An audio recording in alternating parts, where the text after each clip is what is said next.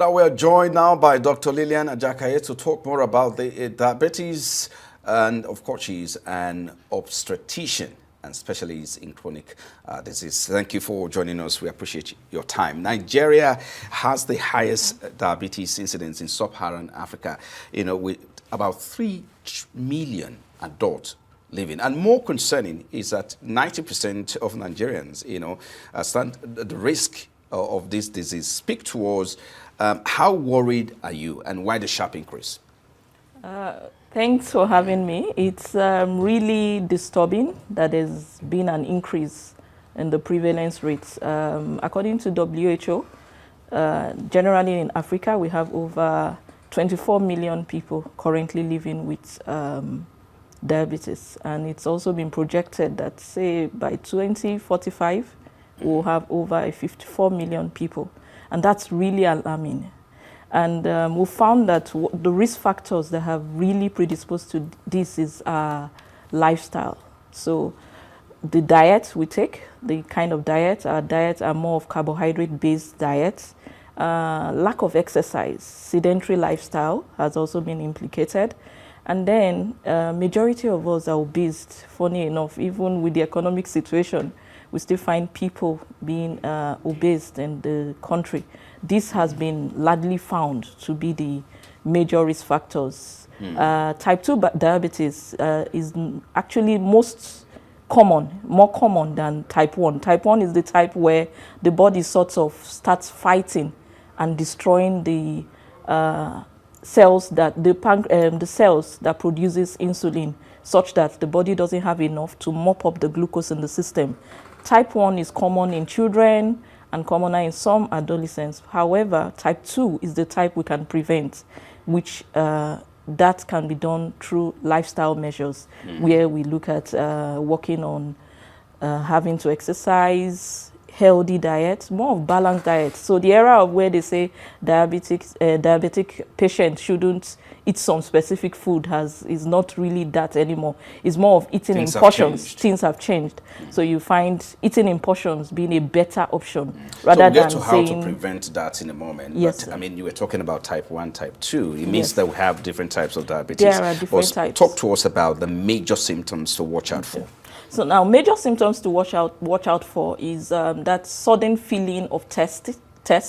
The need to take more water suddenly, even though the weather may not be hot. You just suddenly feel like you need to take more water. You've not been doing that before. The need to pee often, to go to the toilet to urinate. That's also one of the symptoms. The undue tiredness. You suddenly start getting tired and you don't know why. Losing weight and you are not doing anything actively to lose weight, and you suddenly find that you're losing weight. Having symptoms like infection, recurrent infection. So you find some people with recurrent balls. They just tell you, oh, I developed balls. Infection like candida, thrush, just having it recurrently.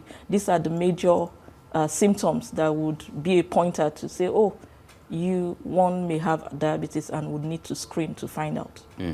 But most troubling about this report is that most Nigerians cannot even afford, for the cost of this diabetes. Talk to us about what are the implications of these on the health outcomes and, of course, the healthcare system as a whole. That's why we are really worried because, take for instance, insulin, which is one of the drugs for treatments, mostly for type 1 diabetes. Its price has really skyrocketed. I don't have the figures in my hand now, but I know that people are really finding it hard to get the drug. Now, the idea is, why talk about prevention? Why talk about treatment rather than talk about prevention? Prevention is cheaper. Prevention is better. So we would say prevention is better than cure.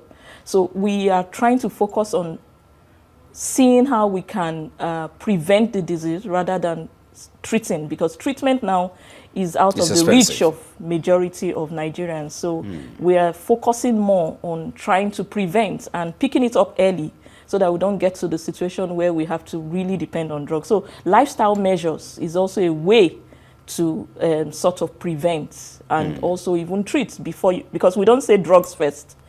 We go, okay, try and lose weight, exercise, diet before. It's when we are not getting the control with all that, that we then move to drugs.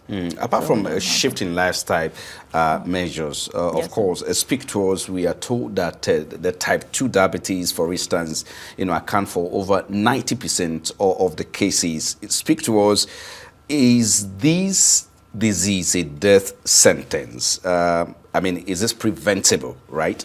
So, we need to talk about the need, to prevent it rather than the cure as well. So, what preventive measures health expert like you, recommending? Now, for preventive measures, the major thing is the diet. So, when we talk about diet, we're talking about a balanced diet. So before it would be said, okay, don't take too much carbohydrates. Now we're saying take all, but in portions. So you're taking portions of food. You're not taking a lot of a particular kind of food. Carbohydrate is the major implicating factor. So we usually would talk about food with low glycemic index. What that means is food that would not raise the glucose level of the individual high.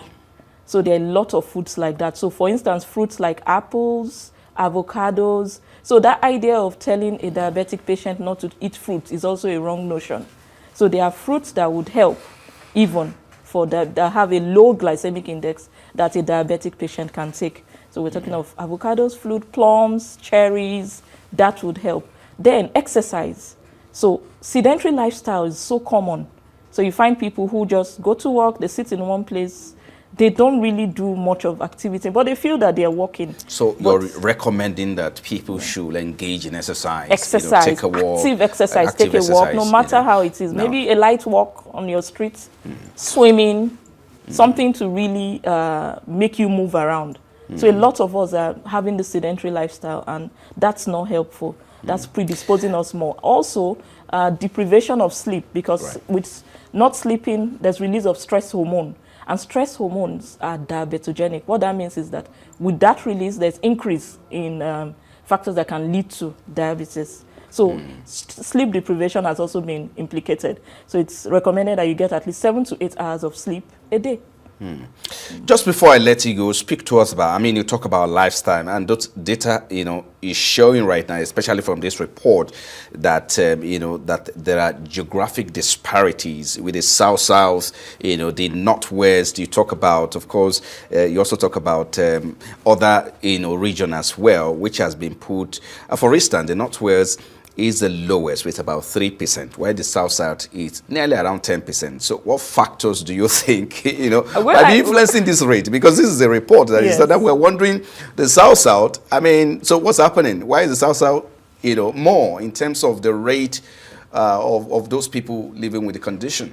So for me, when I heard that report, I wondered also, and I looked at it and I said, okay, maybe for us in the South, we take a lot of office jobs, and we're always sedentary lifestyle, as I said before.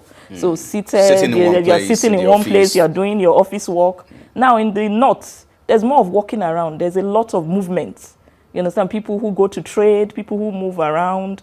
So I think that is a factor. That also should tell us. Maybe also for the South, maybe we are doing more of smoking, taking alcohol. Smoking also has been implicated in causing insulin resistance. Insulin is what should help the body to mop up glucose. So if you smoke, you get to have, insulin will not be able to mop up the glucose in the system, and then you are predisposed to having diabetes. Lilian Ajakaiye, thank you so much. Thank you for coming on the News Night, medical consultant with a special interest in chronic disease. Thank you for coming on the News Night once again. Thank you for having me. Thank you.